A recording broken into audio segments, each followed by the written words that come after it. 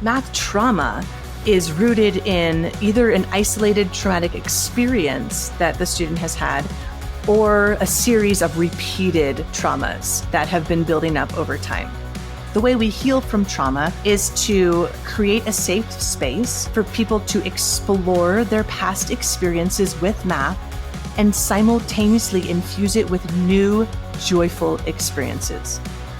Hi, I'm Vanessa Intro, aka The Math Guru, and you're listening to Math Therapy, a podcast that explores the root causes of math trauma and the empowering ways we can heal from it.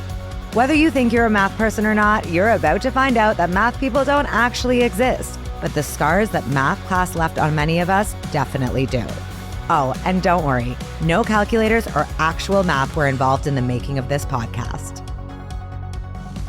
So, fun fact about today's guest. No, seriously, just take a minute to understand what I'm about to say to you. She has not uttered a single F word since 8th grade. So for 30 years. And I felt like I had to come in hot with this juicy piece of news because, guys, today's episode is one of the only episodes that does not contain a single iota of salty language. Can you believe it? Very exciting stuff. Rip those earmuffs off of your kids and tell them to tune in.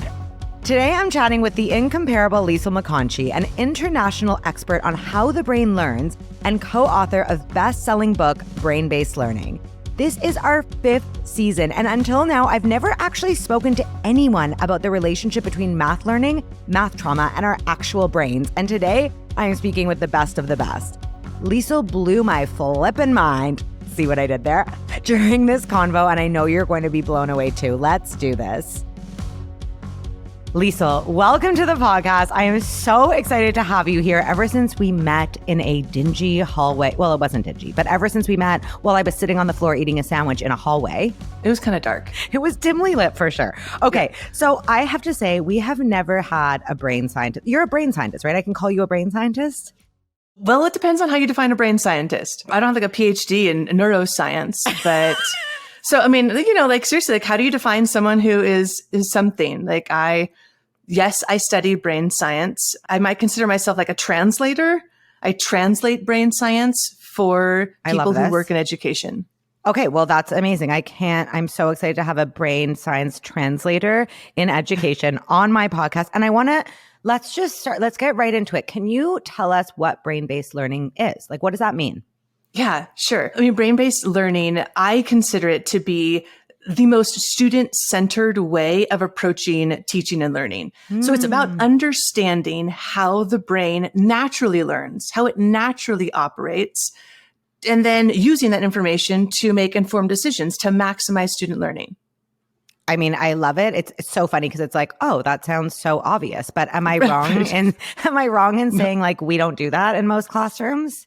You are not wrong. We do not do that in most classrooms. Which is why I'm here and why I have a job. I guess just backing up, I mean, I've read a lot of your work and I've heard you on a lot of podcasts. And every time you speak about brain-based learning, obviously there are a ton of facets we'll get into, but what it made me actually think of right away, and I kind of want you to just do this first on the podcast. So math therapy, yes, it's a podcast, but it's also PD I do. And it's actually a way of meeting your math trauma face to face. And there are steps to math therapy. So you can do it in the classroom, you can do it to yourself, whatever, fine. But the first step is all about growth mindset. And I find myself now, every time I bring it up with teachers, I'm okay, so step number 1 is to set up an environment where growth mindset is just an obvious in your classroom. Oh, I don't have to go into this. We all know it. We've all been talking about it. Let's move on. And lately I've been hold on a second. You know, when you talk about something so much, you just assume everyone knows what you're talking about. And yes. I feel we've said the term growth mindset so often, but I have never, at least on this podcast, spoken about how it actually works, not just as a woo-woo mindset, but in terms of how the brain works. Can you get into that with us? Yes, I'd love to. Because okay. You're so right. Because I feel it's kind of morphed and, this is what happens. Some new idea or new research comes out and then the education system just squeezes it and twists it and messes with it like Play-Doh. And then all of a sudden it's boop, it just becomes this poster on a wall. Totally. And that's growth mindset, which is not what it is at all. So growth mindset, the term, of course, was coined by Carol Dweck out of Stanford University. But the idea has been around for not very long time, but long enough for our lifetime. She basically just put a nice term. She like just labeled. It's a very catchy term. Sure. It's a very catchy term. Clickbait. Love it. And yeah, so it's all rooted in the science of neuroplasticity is the fancy scientific term for it. Because before you and I were born, the accepted belief was the brain that you're born with is the brain that you die with, and that your brain doesn't change. And so the idea of neuroplasticity, once they were able, the technology developed enough to be able to track and monitor and be like, hold on a second. Like it was revolutionary in the field of cognitive neuroscience. People are like, what? Our brains actually can change?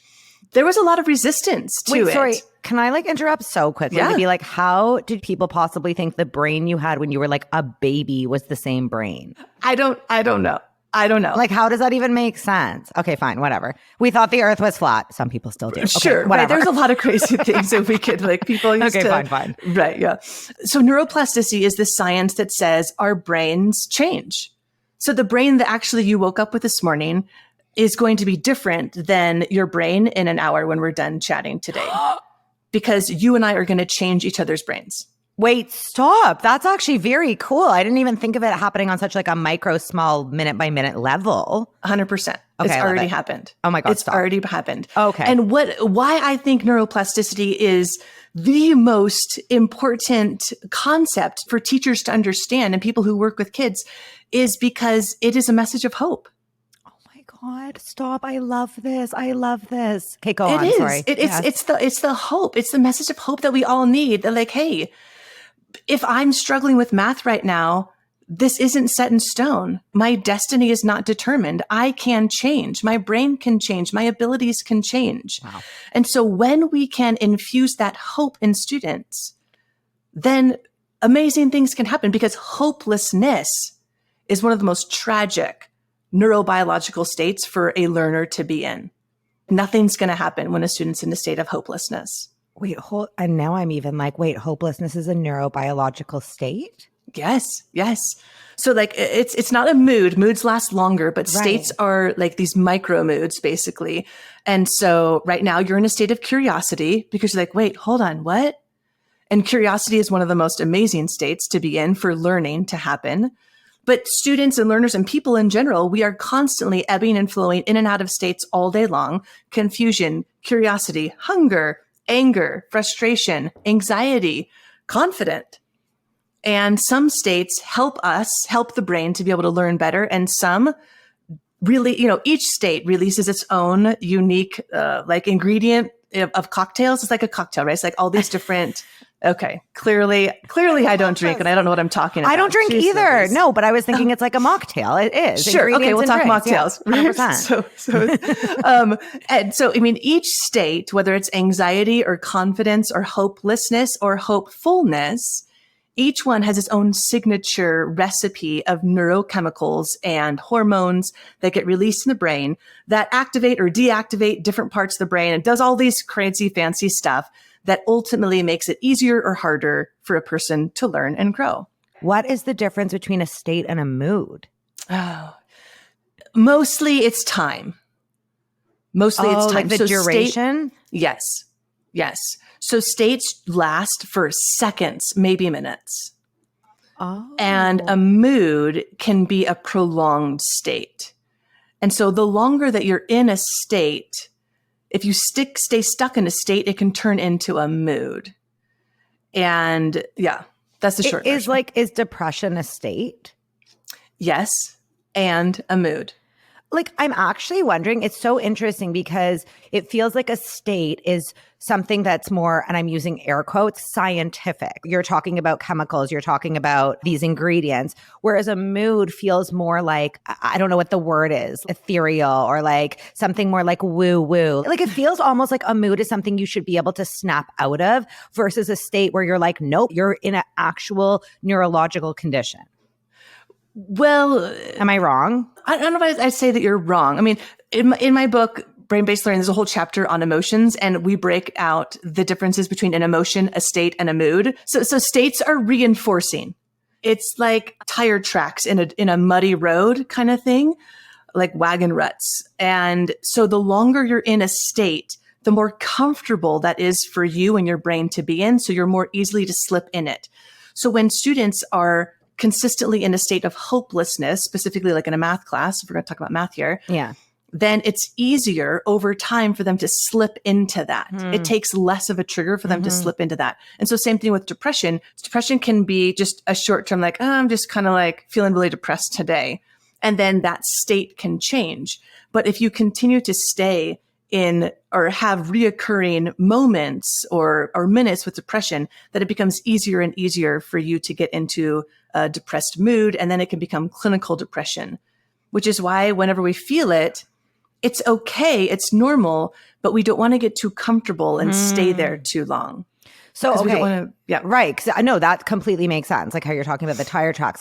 And I guess, so I want to go in two different directions here. So we're going to just do both. The first thing I was actually thinking, the reason I was speaking about moods that way, I think it's the language that I'm kind of getting hung up on, because I'm like, whenever we talk about mindset and growth mindset, we're going to get more into neuroplasticity in a second. But I find that there is a chunk of a segment of the population that's just like, ugh, like mindset, come on, like kind of eye rolling and being like, what even is that? Like the idea of just getting in a different math mindset. No, you just need to learn math. You just need to practice more, like this kind of idea.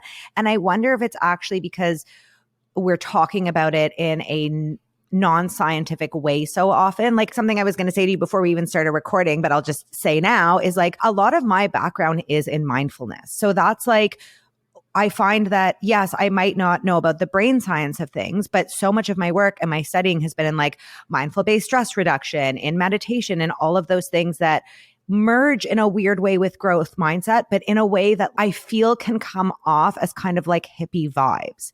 Yeah, I hear what you're saying, but there's so much science behind it. Mindfulness is one of the most powerful ways to transition from a negative state, or one that doesn't serve a learning brain, into a more positive state. So when someone's feeling anxious or hopelessness, mindfulness practices really help bring students or a learner, a person, back into a state of feeling calm and centered and confident and just in control, because mindfulness is the act of, controlling your mind and your breathing.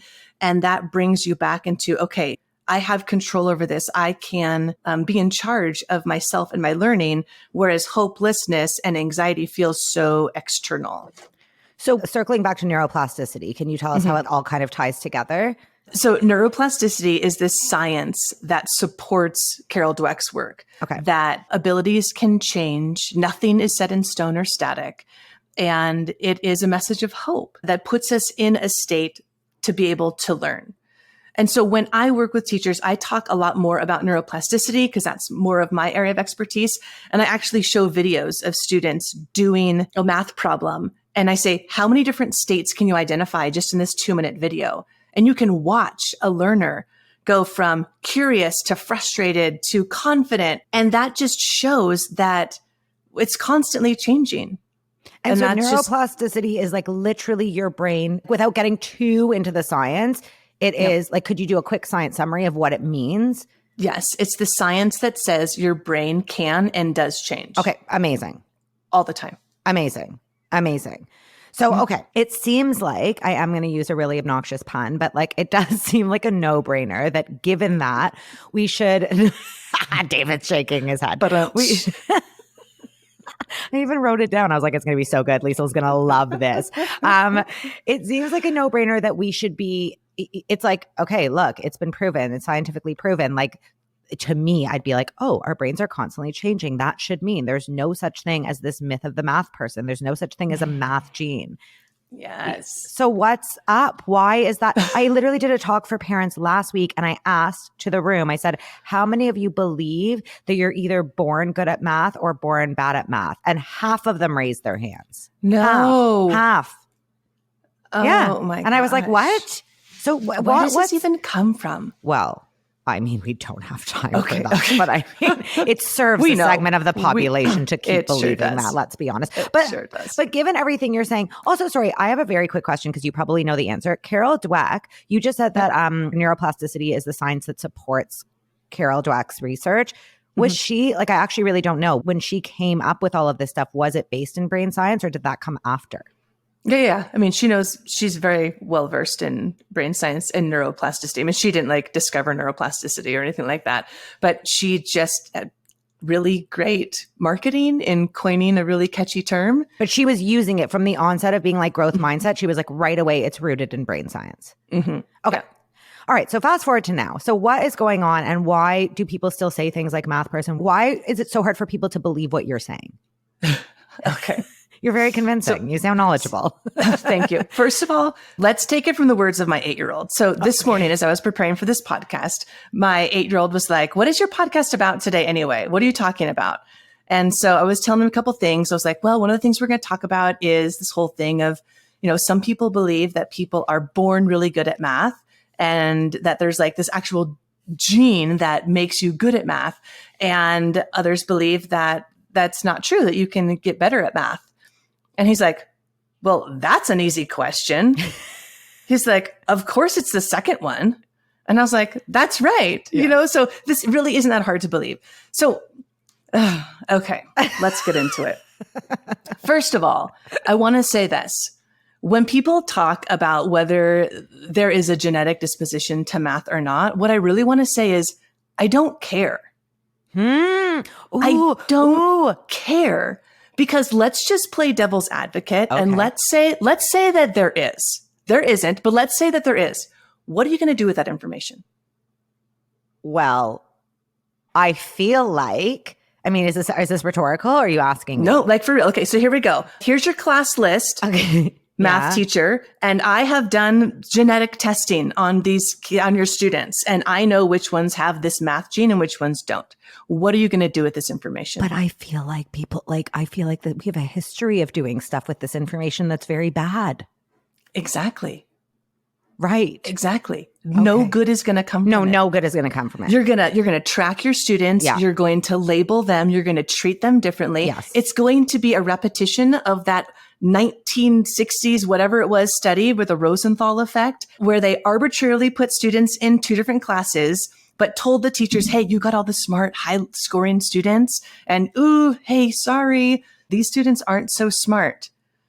And you're going to replicate that same study, which you actually— Tell us what happened in the end. Okay. So 2 things happened. So they tested all the kids and then randomly assigned them into 2 different groups. Okay. But told the teachers, you got all the smart kids, you got all the not smart kids.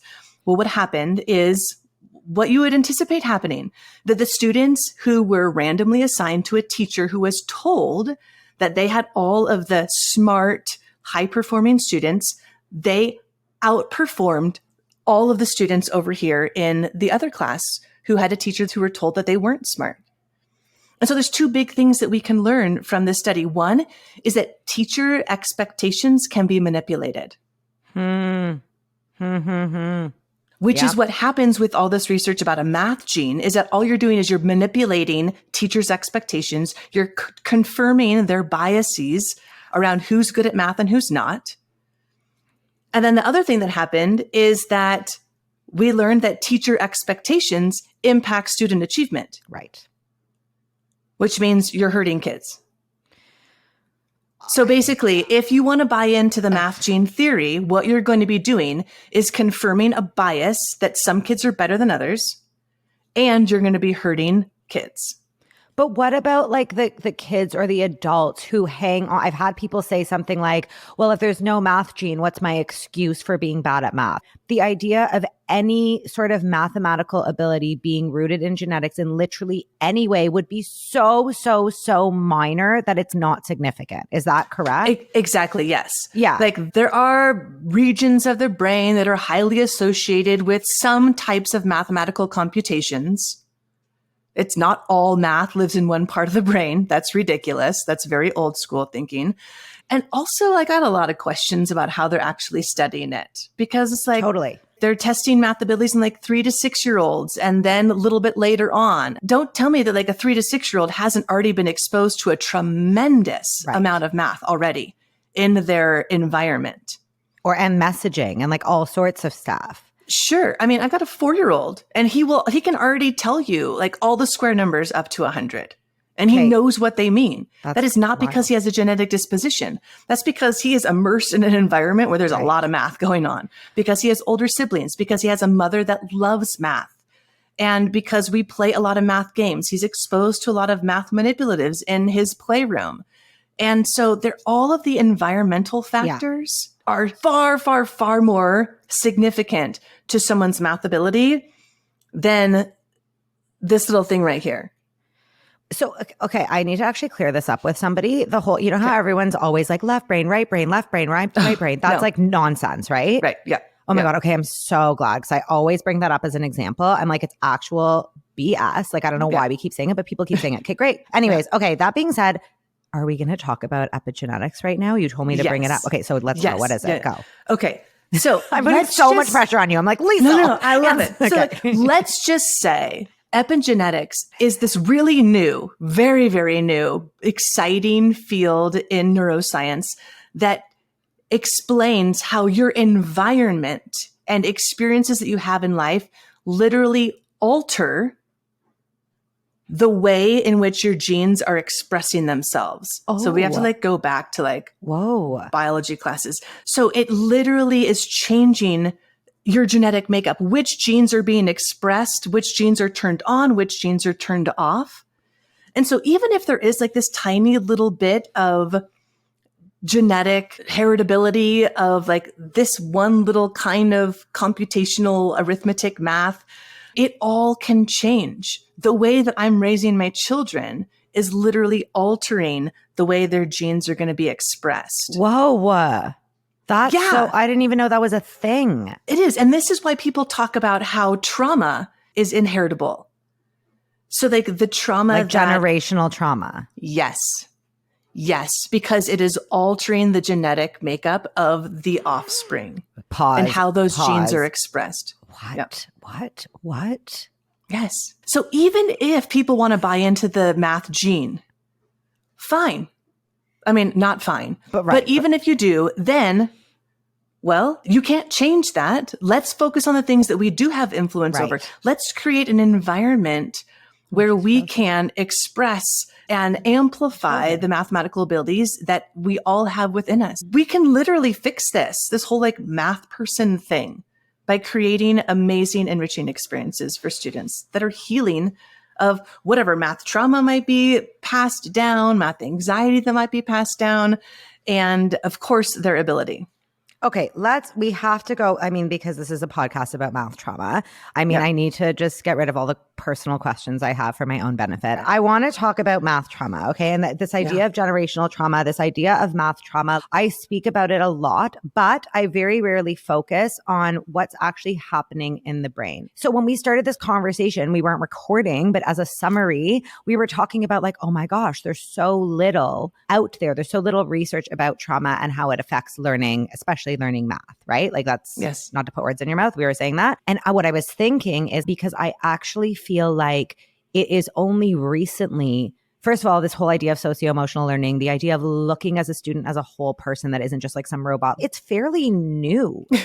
Right? Which is what? It's wild, of course, but it's like, it is fairly new. Even like the way we're talking about mental health now is completely new, right? We wouldn't have been using the word trauma 5 years ago. People would have been like, what? Trauma has to mean something so extreme that universally, collectively, we can agree on the word. So I actually think the discourse around it has changed. And now we're kind of scrambling to catch up. I think no one has taken it seriously before.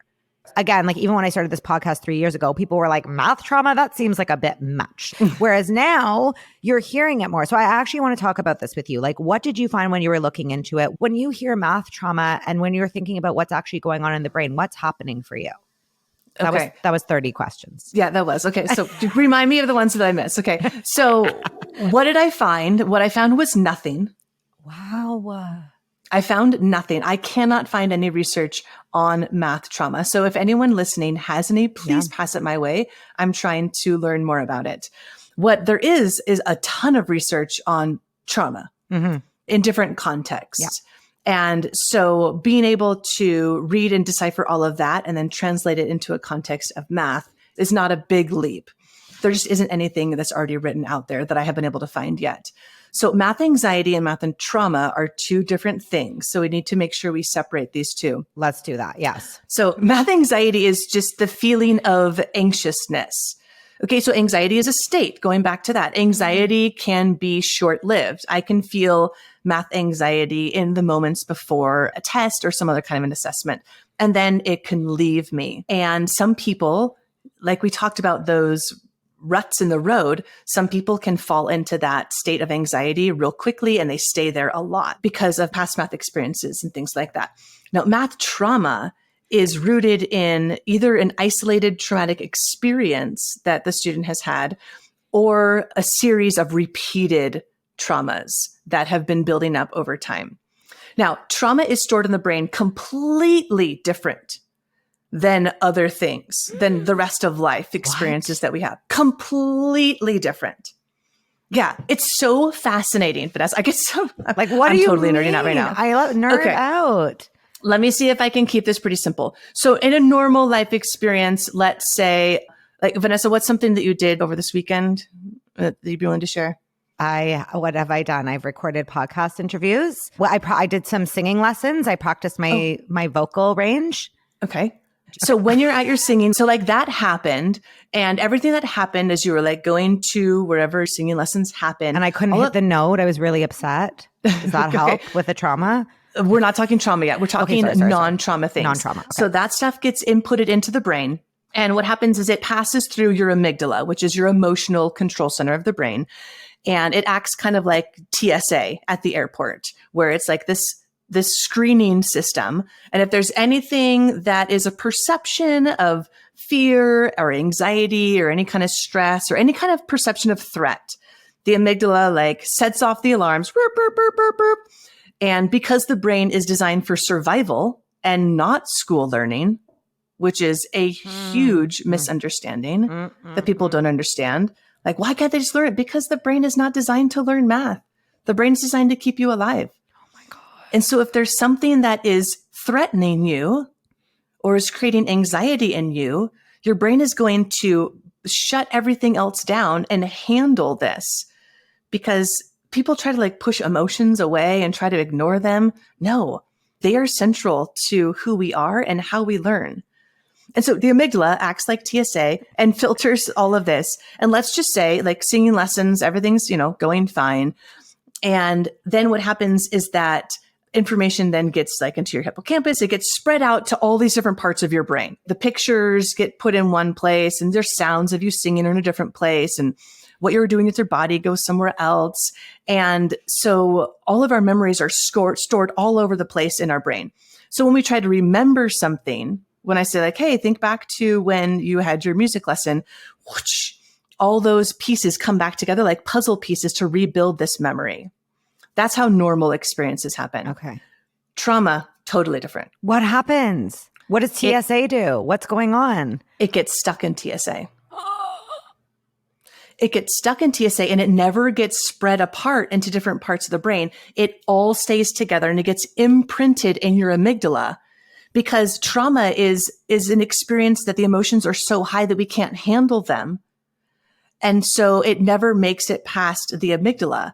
And so the whole memory gets stored as like this one giant clump. And here's why that matters. Because it doesn't get dispersed. That means that anything that reminds you of any of those sensory experiences from that traumatic experience. So let's say, okay, let's talk about math. Let's do an example. Right. Yeah. So do you want to give one? You want me to give one? Yeah. Like let's say like classic example, you're asked to do like stand up in front of the class and do your mad minutes and you do it and you forget something and the class laughs at you. Okay, great. And you pee your pants. I'm not saying this happened to me. Oh no. I'm not saying it didn't happen to me either. Go on. Did that happen to you? I'm winking. Okay. It did happen to me in grade 1 and I peed my pants. Gosh. Yeah, I know. David's shocked.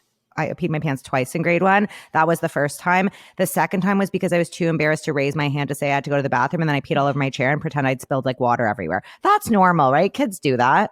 Yeah, for sure. Okay, anyways, but the first time, yeah. Okay. So yes, this is a great example. I'm so sorry that happened to you. It's okay. I've moved on. Okay. But have I? I don't know. Let's see. Right. So that experience gets implanted in your amygdala. So anytime any part of that is remembered, so it could be, you being in front of a room and everyone's laughing at you. Even though it's not connected to that specific experience, the laughter triggers that traumatic memory and it all comes back. The trauma comes back. It could be you standing in front of a room asked to read your answers to something. It could be, any of these things that so like with PTSD, with trauma, it could be the barbecue in someone's backyard, like the little flame in a barbecue that triggers the explosion when they were out on the war field. Because the sensory experiences are all connected and then didn't get dispersed. So one little piece triggers the whole thing again. So when we think about math, just because I feel like some people might be like, this is such a leap, but it's like, no, like imagine we're talking about my experience, fine. And then anytime, for example, a teacher calls on you to answer a question in front of the class, it might spark that like, oh my God, I have to speak publicly. And you're back in that peeing your pants spot. Yes. And you can never, you always stumble and you feel so uncomfortable or you start crying when you have to like answer the question. Yes. And so why it matters so much is because when the whole memory comes flooding back, the amygdala, remember the amygdala is there to keep you safe. And so it's going to shut down everything else in your brain. So when the trauma is triggered or relived, then it shuts down the learning centers of the brain and students aren't able to learn. So it's twofold because it's like, okay, yes, on the one hand, first of all, like both are bad. Like it's, yes, shutting down the learning centers is obviously not ideal for learning math, but also like the child is experiencing horrible emotions that they had once experienced before. Right? There's like two things going on that are both bad. Yes. David just held up the phone with a note saying, is this why you're always so stressed when you have to present at conferences? Okay, we'll have to explore that at a later date. Okay. This part is so important, I think. You've explained it so concisely and so well. And I actually think it's really, really important to not just be like, oh, like we don't want to traumatize kids because obviously, that sucks. And when we do these things, like there are a lot of things that, have been shown to re-trigger trauma or to cause trauma. Things like calling on kids when their hands aren't up. Things like speed testing, this kind of stuff. Yes. This is why it's so important as a teacher. So like, let's say I'm a high school math teacher. And I have no idea what type of math trauma my students are bringing with them. Whatever happened. This is why it's so important for us to explore our math stories with each other, to share, because I don't know that like flipping on my dot cam is going to trigger a past traumatic experience with a student that they had when they were in 6th grade math. I don't know what it was, but it could be something. And this is why it's important for us to explore these experiences. The way we heal from trauma is to, you can't like hide or suppress them. They're there. You need to create a safe space for people to explore their past experiences with math and simultaneously infuse it with new joyful experiences. So can I which is exactly what you do in your tutoring center. Well, I love this. I love this so much. And I always, so whenever I'm, speaking to teachers about this, I talk about this. I'm like, it's impossible to know what everyone's coming into the classroom with, right? So what are some strategies we can use? And one of the things I talk about is making a classroom math agreement. Like, have you ever, right? Where you like ask everyone, you're like, what are things you like about math in a group? What are things you don't? Let's kind of negotiate. So maybe some kids might say something like, I really hate when kids speak over me, or I really hate when I'm being rushed. That gives you a chance to kind of like sneakily gauge what traumas they might be coming in with. But also like if one person has experienced it, the chances are more people have. What do you think about that as a strategy? And do you have any other strategies for teachers who are like, how can I kind of figure it out? Yeah. So I'm writing a whole book on it that's going to have a collection of lots of different activities for teachers to do just that. So it depends on the grade level. For younger grades, within middle school, what I'm doing right now with middle schoolers is we're graphing our math journey. So from K through wherever they are, 6th grade, 8th grade. And we talk about it in terms of a relationship, your relationship with math. Relationships are complicated. And there's times when we're really in love with math. And then there are times when we break up with math. And so they take this graph like K through 6, and like, what was your relationship with math like? And we just use emojis as our axis points of like happy face, neutral, and then like, ugh. And what I love about this activity is it gives me a visual of how their math journey has been. And then I ask them if I can do either conferencing with them or have them do a little bit of a writing of just, hey, label the high point and label the low point Tell me what was going on there that made you fall in love with math. Who was your teacher? What was going on? What were they doing? And then this low point when you had like a total breakup with math, what was happening there? Because that also gives me that information. But what I also love about that graphing experience is that it completely feeds the ideas we were talking about earlier around neuroplasticity and growth mindset of like, look, your experience with math is not static. It's not a plateau. It's changing and the future will continue to change. Here's some tools to help keep it up on high. So then another thing that I like to do with maybe more high school students is it's actually an idea that was taken from Sarah Strong, who wrote a book with one of her students, Gigi Butterfield, called Dear Math, where students actually write a letter to math and talk about the relationship that they have with math and what they think and how they feel about math. And then it's really therapeutic and it gives me a lot of information about their experiences with math and what is triggering for them. We have to be able to talk about this. Otherwise, we have to be able to talk about it. Here I come in with 180 students who have all unique different experiences with math, and I have no idea where they're at and how I can help them heal so that I can help them grow. Because if we don't heal first, the growing is either going to be slow or painful or non-existent at all. So I have a final question, which is something I've been toying with a lot and trying to decide how I feel. And I see this in rooms when I talk to teachers about this. How do you feel about all of the stuff you're talking about, but a teacher trying to carry this out who might not have done any mindfulness themselves? They might have never seen a therapist. This isn't something you get. This isn't a part of a teacher training, any of this socio-emotional stuff. Do you think teachers need to do something or be certified in some way or get trained in some way or know something before they carry out activities like this? Or do you think it's like any teacher can do this? That's a great question. I have the same question myself. I think, so there's different levels, right? Yeah. If you really want to heal trauma, then you probably should find a trained clinical psychologist who can do like EMDR with you. And so we need to, when we serve teachers, like you and I in the work that we do, when we serve teachers, it's not like an all or nothing. And we can't let great be the enemy of good. And that love, I needed to hear that right now. Yeah. Okay. So like anything is better than nothing. Okay. And we're going to continue to grow. Like you said, these are new realms that we're in. It's in the last few years, last decade, when we're opening up and seeing the need for this type of things. And so anything is better than nothing. So even if you have students graph, have them like do a short paragraph writing, even just like putting emojis in terms of how they're feeling about math, just finding ways to bridge in the emotional aspects and their relationship with math is all going to be helpful. But the thing is that so many teachers are bringing in their own math anxiety and their own math trauma, which is really contagious. Really, really contagious. So it's like maybe they need to do that work themselves. Yeah. Which is like, like I'm also working on a course for teachers who are, it's, partially healing your own math trauma. And we know that a lot, like a lot of elementary teachers and teachers that aren't necessarily trained in math and aren't math specialists have that. And I think, I was talking to Deborah Peart, I was mentioning before, and she does a lot of mindfulness and math. That's kind of her thing. And I know this is so hard. It's like we're limited for time and all sorts of things. But she was like, it's kind of hard to be teaching kids about mindfulness when you don't have your own mindfulness practice or have never done it, right? Like, how can you come in and be like, guys, let's all get grounded when you're like, I don't know how to do that myself. And I mean, I think it's one of those things where it's like there's such a need, and good thing we're both working on it, but there is such a need for resources for teachers, because I find this, we tell teachers to just start teaching socio-emotional learning and just get right into it. We give them an hour of PD and it's like, this is a whole new concept. It's a whole new way to approach a math classroom. Sometimes I'm just kind of like, not nervous, but I can feel that teachers in the room are nervous when they're like, I've never done any of this stuff myself. Like, I don't want to cause damage, but I guess like in a way it's like we're already causing damage. Right. We're just trying to cause less damage.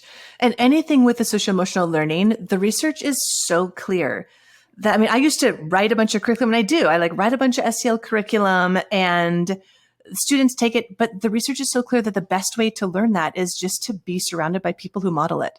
Yes. And so we can't just, and same thing with growth mindset. We can't like help students have a growth mindset if the teachers don't have a growth mindset. Totally. And don't believe that the students have the ability.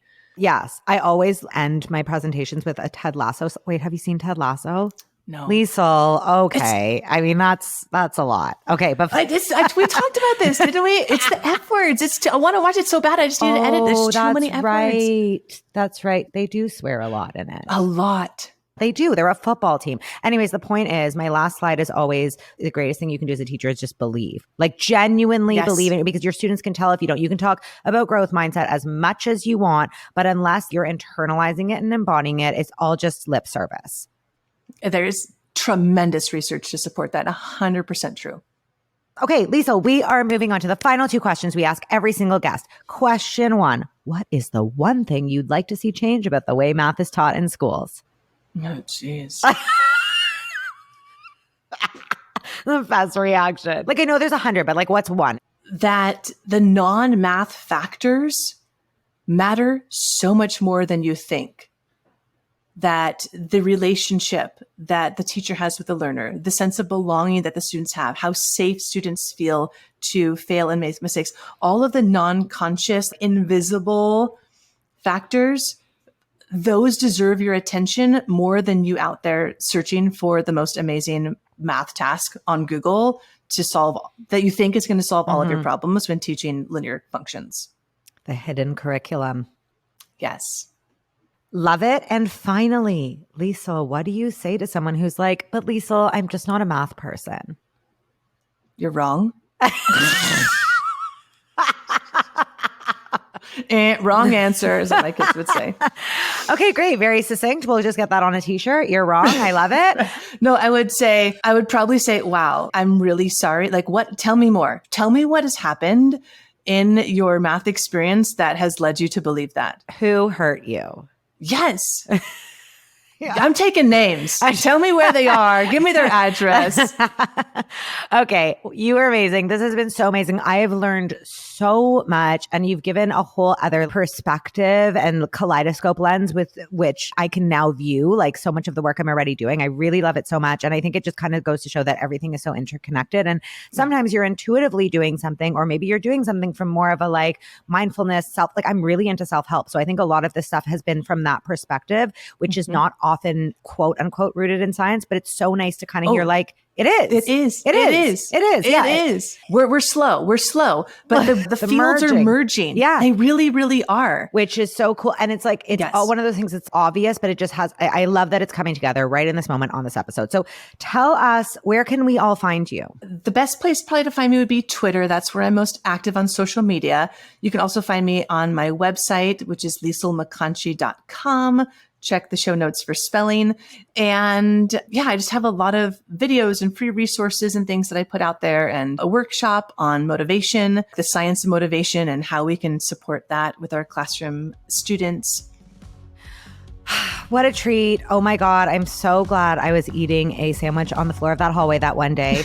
This has been amazing. It has been such an honor. I'm such a huge fan. Thank you so much for coming on my podcast. Thank you. It's been such a pleasure. Okay, I cannot stop thinking about how my brain is different now than it was at the beginning of this episode. Like, that will never not be exciting to me.